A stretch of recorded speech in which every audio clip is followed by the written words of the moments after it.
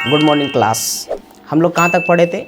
हम लोग देख लिए थे वो जो मैथ में 1.1 में जो देखे थे वो पढ़ लिए थे। 1.1 में जो एक का जो 10 या 8 क्वेश्चन जो भी था उसमें हम लोग बना लिए थे। कुछ क्वेश्चन बता दिए थे और 4, 5, 6 ये सब बोले थे बनाने के लिए, बन गया होगा, ठीक है।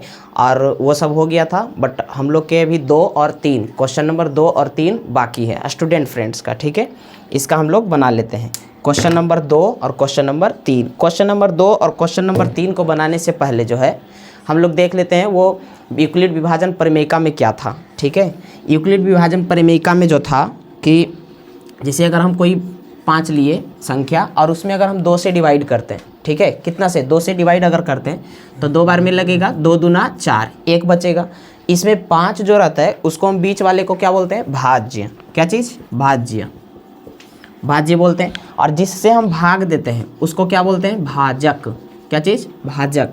और जो इधर जितना बार में लगता है उसको हम लोग बोलते हैं क्या चीज़? भागफल। और नीचे जो कुछ भी बच जाता है उसको बोलते हैं शेष। शेषफल बोलते हैं, रिमाइंडर। क्या चीज़? रिमाइंडर।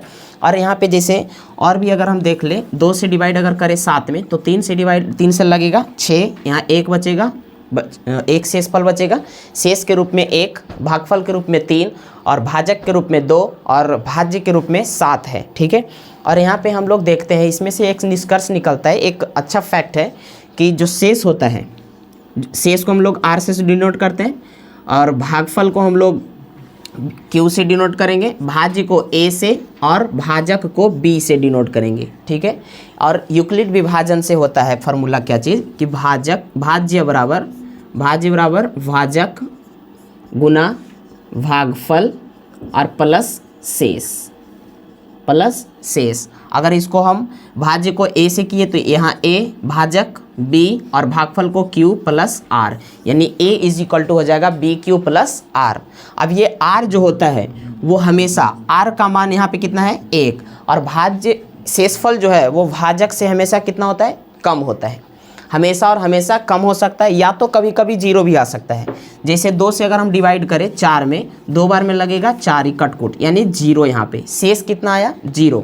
शेष का मान 0 भी आ सकता है, या तो शेष का मान 0 भी आ सकता है, या तो जो भाजक है उससे हमेशा कम आता है, कभी भी भाजक के बराबर नहीं होता। जैसे कहने का मतलब अगर हम 2 से डिवाइड करें 12 में, अगर हम यहाँ 5 में लगाते हैं तो यहाँ 10, जो कि यहाँ 2 बच जाएगा, और जो कि बताएगा कि ये गलत है, ठीक है। यहाँ पे आ गया, यहाँ 6 बार में लगता, यहाँ 12, ये कटकुट हो जाता पूरा, ठीक है। अर्थात कहने का मतलब ये हुआ कि शेषफल का जो मान होता है वो हमेशा भाजक से कम होता है, या तो 0 के बराबर हो सकता है या तो उससे कम रहेगा। जैसे अगर हम यहाँ पे 5 से डिवाइड करें 24 में अगर हम भाग दें 5 से तो ये 4 बार में लगेगा, 5 चौका 20, यहाँ कितना हो जाएगा? 4। अब जो होगा यहाँ पे हम देख रहे हैं कि भाजक से हमेशा ये शेषफल क्या आ रहा है? 4, यानी भाजक से ये छोटा है, यानी शेषफल का मान जो होता है वो 0 होगा या तो भाजक से कम होगा। जैसे यहाँ पे 5 यहाँ से हम डिवाइड कर रहे हैं 23 में, ठीक है। तो यहाँ 5 बार में लगा 24, 4 बार में लगा 20, यहाँ पे 3 बचेगा कटकुट, यहाँ पे शेषफल का मान आया 3, ठीक है। अगर हम यहाँ पे लेते हैं 5 से 25 में डिवाइड करें, 5 बार में लगा 25, यहाँ कटकुट अर्थात 0 शेष, तो यहाँ पे शेषफल 0। यहाँ पे देख रहे हैं कि 5 से डिवाइड किए तो ये भाजक, और यहाँ शेषफल 4, यहाँ शेषफल 3, यहाँ शेषफल 0, यानी कहने का मतलब ये हुआ कि R का मान जो है वो 0 के या तो बराबर आ जाएगा या तो इससे छोटा रहेगा। वहाँ पे संदेश बैठो तुम, और जो पेपर दिया हुआ है उसको बनाओ।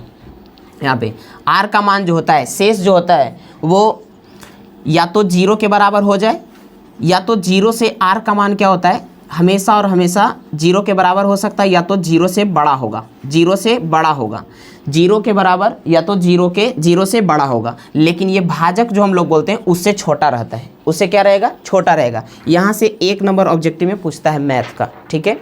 यहाँ से ये शेषफल का जो मान हो गया वो भाजक से हमेशा छोटा रहेगा, और या तो 0 के बराबर हो जाए या तो 0 से क्या रहेगा? बड़ा रहेगा, ठीक है। या तो 0 के बराबर हो जाएगा या तो 0 से बड़ा रहेगा।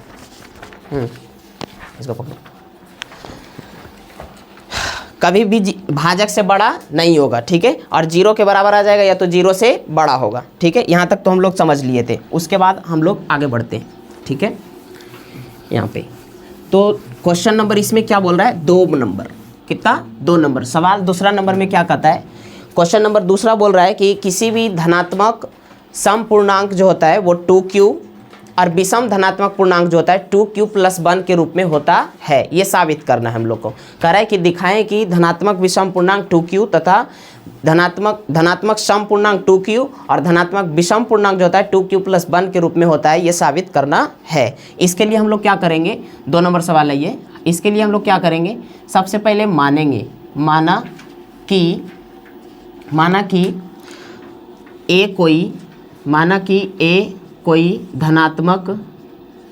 ए कोई धनात्मक पूर्णांक संख्या है, ए कोई धनात्मक पूर्णांक संख्या है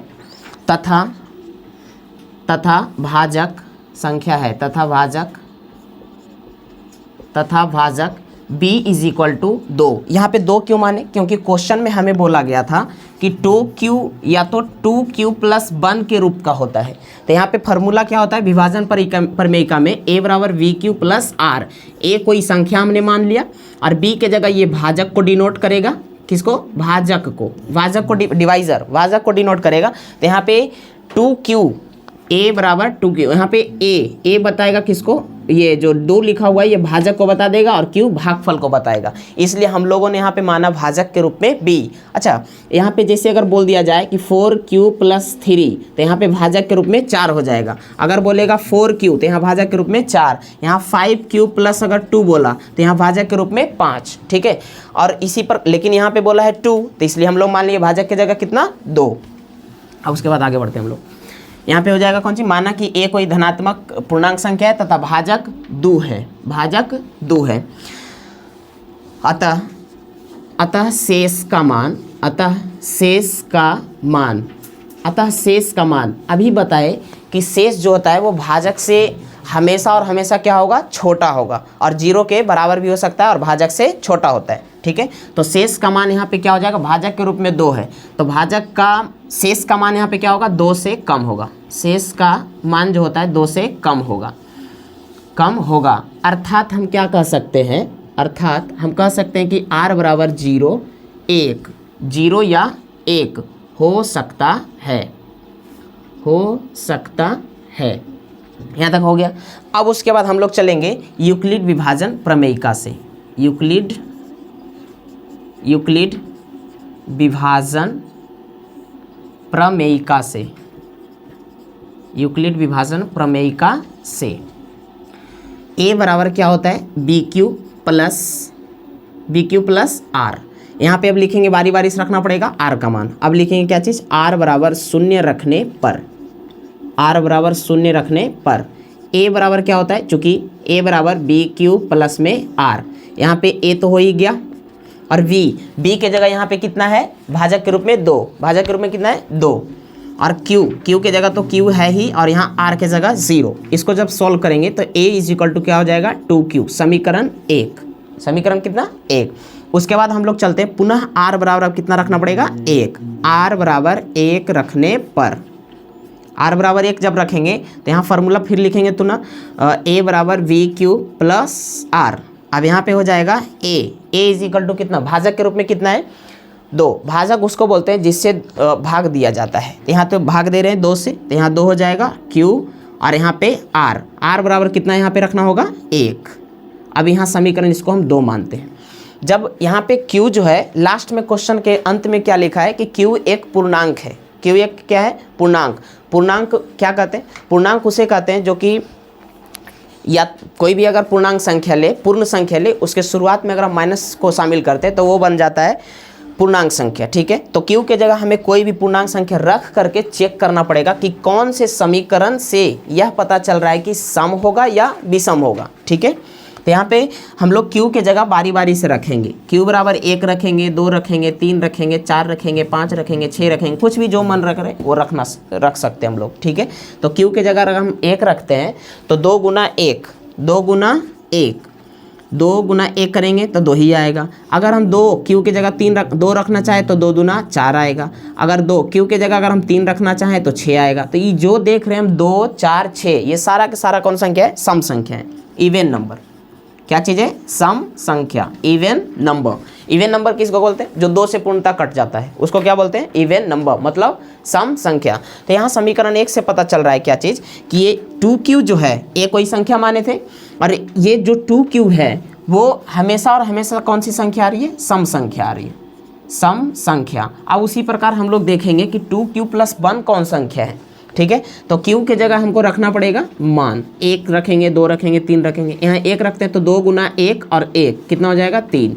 अगर हम यहाँ 2 रखते हैं तो 2 दूना 4 और 1 5। अगर यहाँ 3 रखते हैं तो 3 दूना 6 1 7। ये सारा के सारा कौन संख्या है? ऑड नंबर, मतलब विषम संख्या। तो ये जो समीकरण 2 में जो है यहाँ पे कौन सी संख्या आ रही है? विषम संख्या, विषम संख्या, विषम संख्या। हमें साबित करने बोला था कि कोई भी, अच्छा यहाँ समीकरण 1 और समीकरण 2 से क्या स्पष्ट हो रहा है? समीकरण 1 से पता चल क्या रहा है कि कोई भी सम संख्या जो होगा वो 2q के रूप में होगा, और समीकरण 2 से पता चल रहा है कि कोई भी संख्या जो होगा वो 2q + 1 के रूप में होगा। अतः हम यहाँ क्या लिख सकते हैं? अतः हम यहाँ पे ये लिख सकते हैं कि ये यहाँ पे अतः समीकरण 1, अतः समीकरण 1 से स्पष्ट, अतः समीकरण 1 से स्पष्ट है कि कोई भी धनात्मक सम पूर्णांक 2q के रूप में होता है, 2q के रूप में होता है। तथा एक और सवाल था, तथा कोई भी, तथा समीकरण 2 से, तथा समीकरण 2 से स्पष्ट है, तथा समीकरण 2 से स्पष्ट है कि कोई भी धनात्मक मतलब प्लस पॉजिटिव, कोई भी धनात्मक विषम पूर्णांक 2q + 1 के रूप का होता है, ठीक है। ये जो क्वेश्चन था 2 नंबर वाला था। उसके बाद हम लोग देखते हैं 3 नंबर क्वेश्चन। अब क्वेश्चन नंबर 3 हम लोग देखते हैं। 3 नंबर क्वेश्चन में क्या कहता है, पहले इसको हम लोग साइड कर लेते हैं।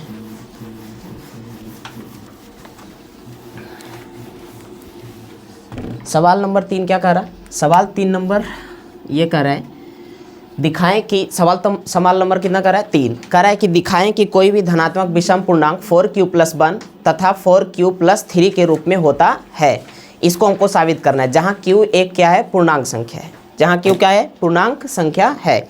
स्टूडेंट फ्रेंड्स का ये तीसरा नंबर सवाल है, चैप्टर एक्सरसाइज 1.1 का, ठीक है। यहाँ फिर उसी तरह हम लोग जिसे पहले बनाए सेम उसी तरह से बनाना है।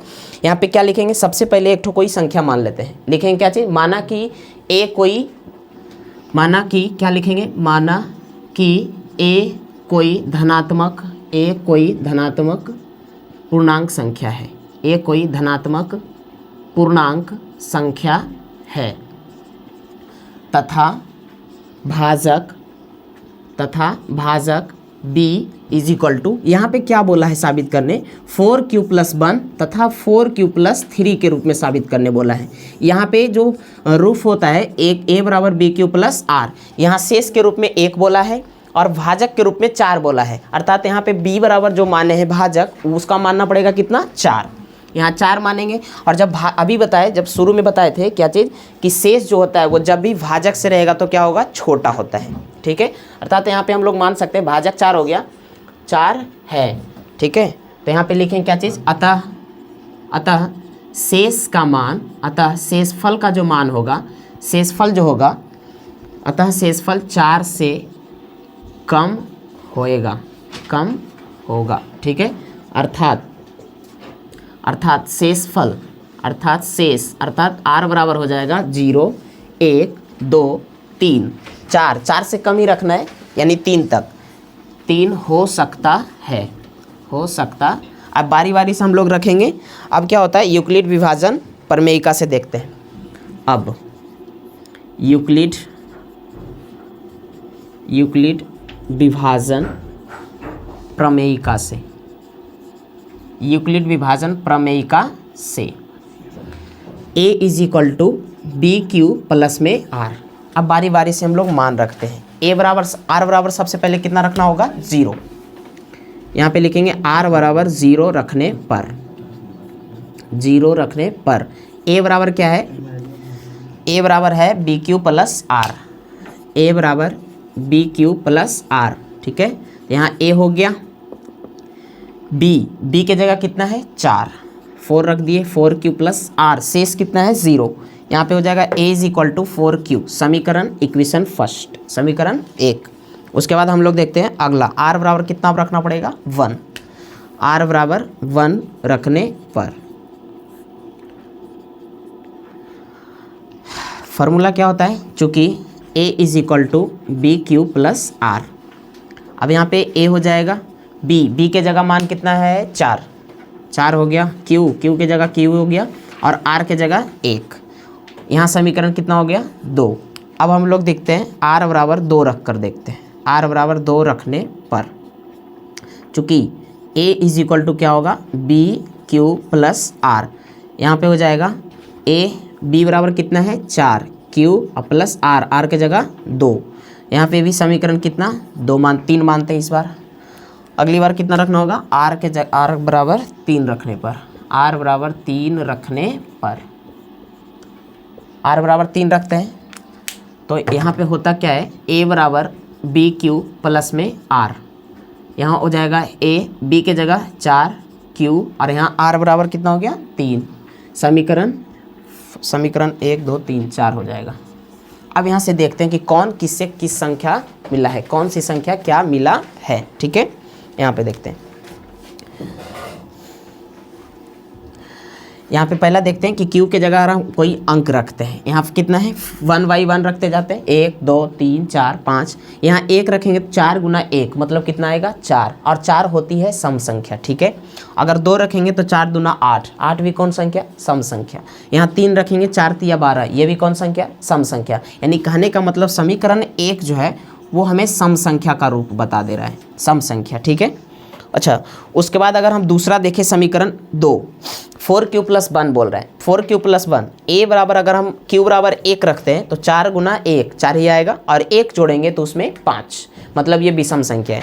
2 रखेंगे 4 दूना 8 और 1 9, विषम संख्या। 3 रखेंगे 4 तिया 12 और 1 13, विषम संख्या। यानी यह इससे हमको पता चल रहा है कि विषम संख्या का है। उसी प्रकार ये सम संख्या का है, हम लोग चेक कर सकते हैं। तीसरा उसी प्रकार ये विषम संख्या का होगा। ठीक है, तो समीकरण 1 और समीकरण 3 से हमें यह पता चल रहा है कि सम संख्या का जो रूप होता है वो 4Q और 4Q प्लस 2 के रूप में होता है, लेकिन हमें वो साबित नहीं करना है, हमें साबित करना था विषम संख्या वाला। अर्थात समीकरण 2 और समीकरण 4 से हमें पता चल रहा है कि कोई भी धनात्मक विषम पूर्णांक का जो रूप होता है 4Q प्लस 1 और 4Q प्लस 3 के रूप में होता है। इसी को पहले लिखना पड़ेगा। अतः समीकरण 2 तथा 4 से स्पष्ट है कि किसी भी धनात्मक विषम पूर्णांक 4Q प्लस 1 या 4Q प्लस 3 के रूप में होता है। ये हम लोग का ख़त्म हो गया 1.1 में इतना ही था। उसके बाद हम लोग के आगे पढ़ना है गुणनखंड वगैरह के बारे में, लेकिन गुणनखंड बनाने से पहले उसमें हम लोग को विभाज्यता का नियम देखना पड़ेगा, क्योंकि गुणनखंड जो होता है प्राइम फैक्टर जो निकालते हैं इसको उतार लेंगे। ठीक है, अब जो उसमें गुणनखंड जो निकालना रहता है उसमें जो विभाज्यता का नियम है डिविजिबिलिटी रूल, ठीक है, वो बहुत अहम भूमिका निभाता है। इसलिए पहले विभाज्यता का नियम जो है वो याद रखना बहुत ज़रूरी हो जाएगा। वो अभाज्य गुणनखंड जब निकालेंगे तो उसमें बहुत मदद करेगी हमें। ठीक है, इसीलिए हम लोग थोड़ा देख लेते हैं पहले उसको। ठीक है, विभाज्यता का नियम, विभाज्यता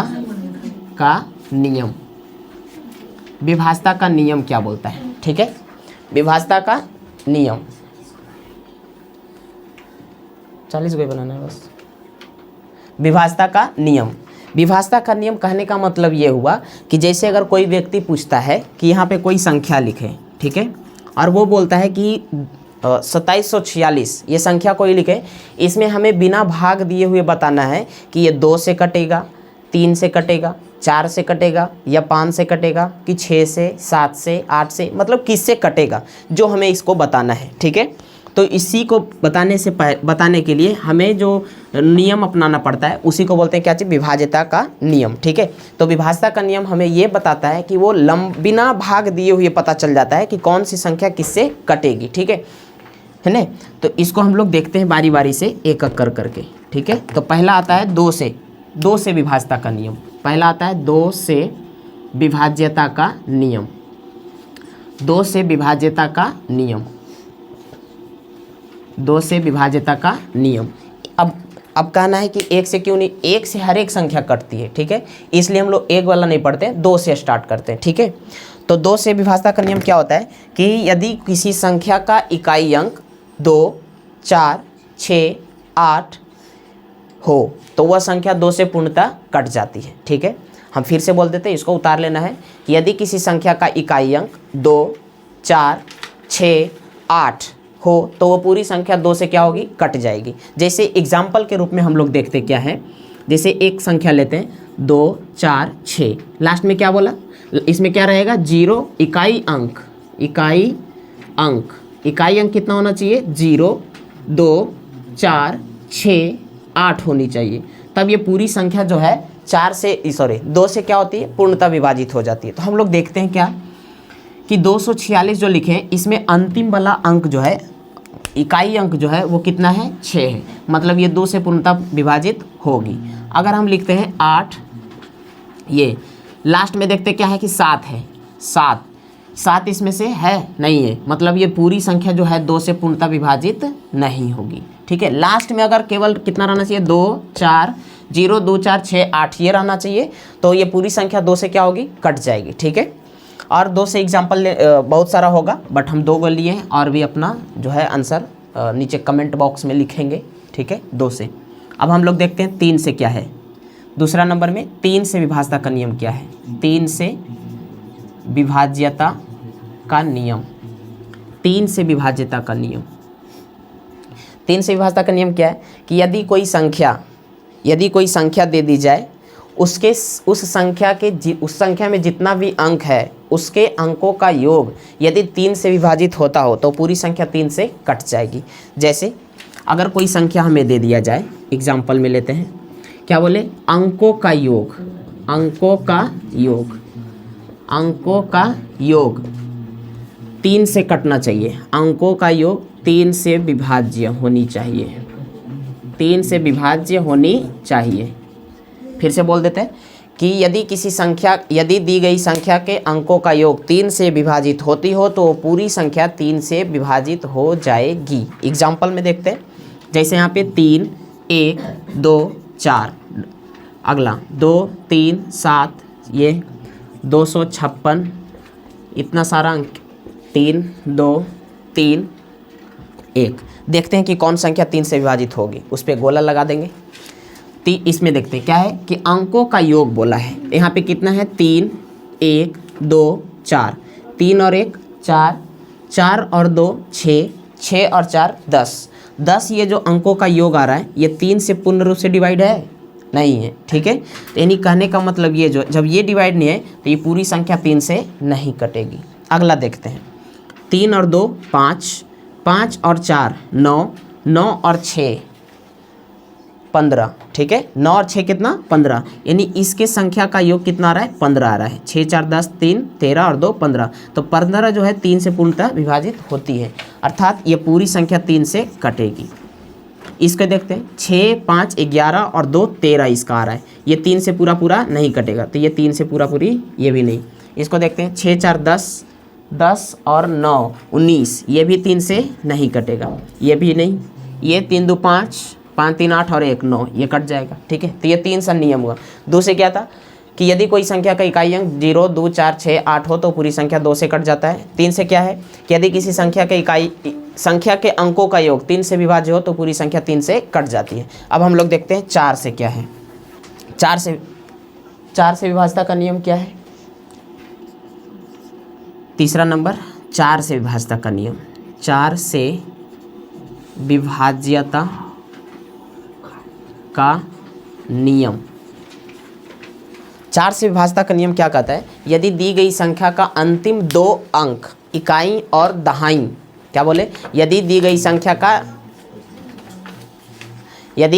संख्या का इकाई और दहाई अंक अर्थात 2 अंक 4 से कट जाता हो तो पूरी संख्या 4 से विभाजित हो जाएगी। क्या बोले?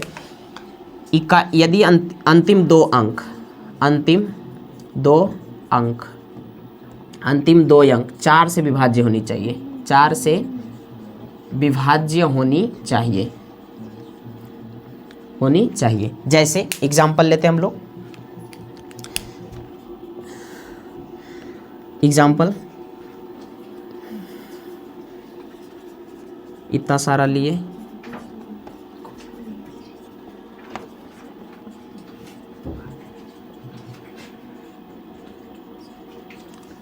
इसको देखते हैं क्या बोल रहा है। यदि दी गई संख्या का अंतिम 2 अंक इकाई और दहाई यदि 4 से कटता है तो पूरी संख्या 4 से विभाजित हो जाएगी। अब इसमें से हम लोग छांटते हैं, क्या हुआ?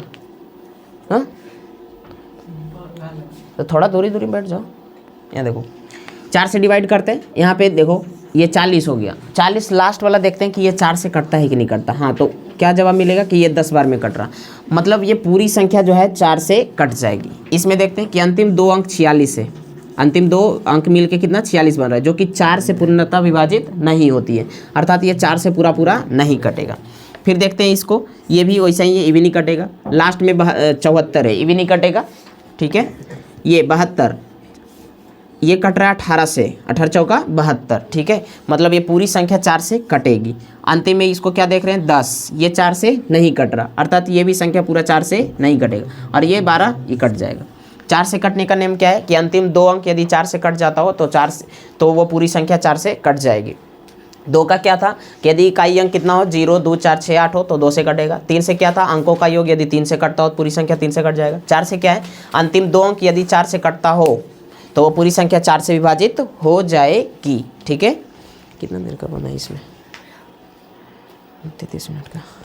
चलो 4 से हो गया। उसके बाद हम लोग देखते हैं 5 से। कितना से? 5 से विभाज्यता का नियम क्या बोलता है? 5 से विभाज्यता का नियम, 5 से विभाज्यता का नियम क्या बोलता है कि यदि 5 से सबसे आसान है, 5 से अगर नहीं याद है तो फिर दिक्कत है। ठीक है, 5 से देखते हैं क्या है कि यदि किसी संख्या का इकाई अंक या तो 0 हो या तो 5 हो।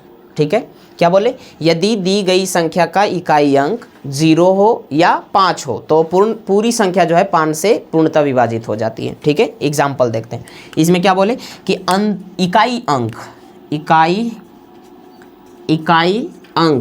0 या 5 होनी चाहिए।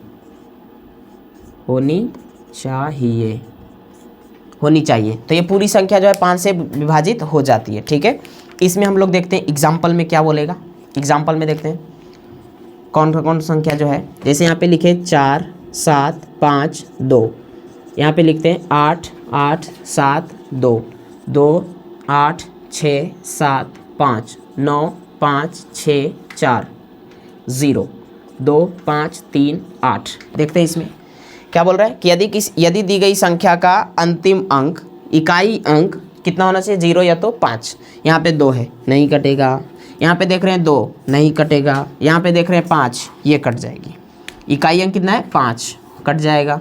यहाँ पे कितना है 0, कट जाएगा और ये नहीं कटेगा। ठीक है, तो हम लोग देख लिए कहाँ तक 5 तक। उसके बाद देखते हैं 6 से क्या है विभाज्यता का नियम। कितना से? 6 से। 2 से पहले रिपीट कर लेते थोड़ा सा एक बार। 2 से विभाज्यता का नियम क्या है? यदि किसी संख्या का इकाई अंक 0, 2, 4, 6, 8 रहा तो वो पूरी संख्या 2 से कट जाएगी। 3 से विभाज्यता का नियम क्या है? यदि दी गई संख्या के अंकों का योग यदि 3 से कटता हो तो पूरी संख्या 3 से कट जाएगी।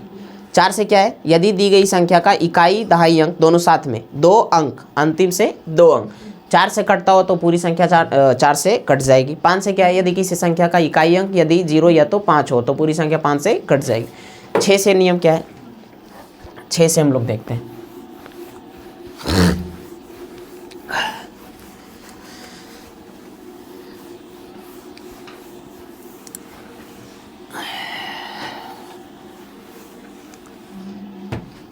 6 से क्या है, 6 से विभाज्यता का नियम।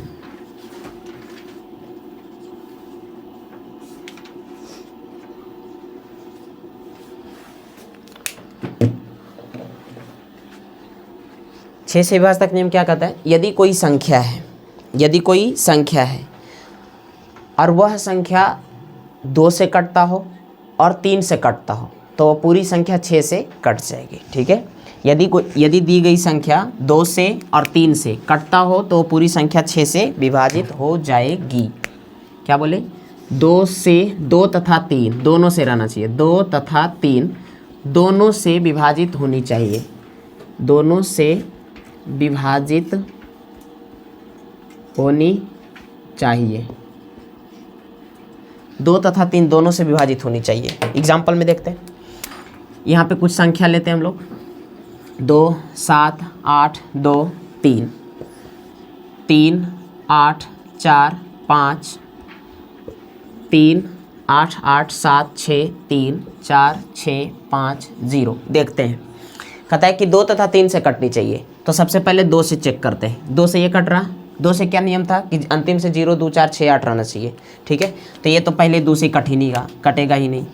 6 से कटने के लिए दोनों से करना चाहिए, 2 से भी और 3 से भी, तो 2 से तो पहले कटेगा ही नहीं, ये भी नहीं कटेगा, ये भी नहीं कटेगा, ये कट रहा है, तो हम लोग 3 से चेक करेंगे। 8 6 14 14 और 4 18, तो इस संख्या को जो देख रहे हैं कि ये 2 से भी कट रहा है और 3 से भी कट रहा है, यानी वैसी संख्या जो 2 से भी कटता हो और 3 से भी कटता हो तो पूरी संख्या 6 से कट जाएगी। ठीक है, तो हम लोग देख लिए कहाँ तक, 6 से विभाज्यता का नियम। 6 से विभाज्यता का नियम देख लिए, ये जो है अभाज्य गुणनखंड में बहुत इम्पोर्टेंट होता है। ठीक है, 6 से विभाज्यता तक हम लोग इसको देख लिए, तो यहाँ तक हम लोग रहने देते, समय भी काफ़ी ज़्यादा हो गया है। ठीक है, लेकिन कुछ हम होमवर्क देते हैं इसको होमवर्क के तौर पे। ठीक है, पहला क्वेश्चन ये रहा कि दिखाए कि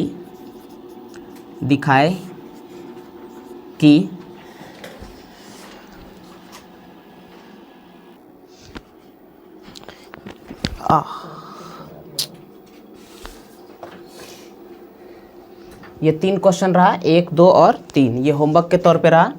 पहला, दिखाए कि कोई भी धनात्मक विषम पूर्णांक 6q + 1 6q + 3 तथा 6q + 5 के रूप का होता है। दूसरा, कोई भी दिखाए कि कोई भी धनात्मक समपूर्णांक 6q + 2 6q + 4 के रूप में होता है। और तीसरा, दिखाए कि कोई भी धनात्मक विषम पूर्णांक 6q + 1 3q + 1 के रूप में होता है। और यहाँ तक इसको बना करके कॉपी में रख लेना है। और जो भी क्लास का ये नोट्स रहता है, वो जो डिस्क्रिप्शन नीचे जो रहता है वहाँ पे व्हाट्सअप चैनल का एक लिंक होगा, उसको प्रेस करने पे वो जो लिंक जो रहता है उसको दबाने से वहाँ पे जाने के बाद वहाँ पे क्लास का नोट्स, चाहे साइंस रहे चाहे मैथ रहे, जो भी है क्लास का नोट्स भेजने का रहता है वहीं पे चला जाता है और वहाँ से वो क्लास का नोट्स आप लोग उतार सकते हैं। ठीक है, तो आज के लिए हम लोग इतना ही रखते, दैट्स